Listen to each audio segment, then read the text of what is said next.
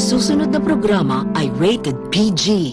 Ito ay nangangailangan ng patnubay at gabay ng magulang para sa mga batang manonood.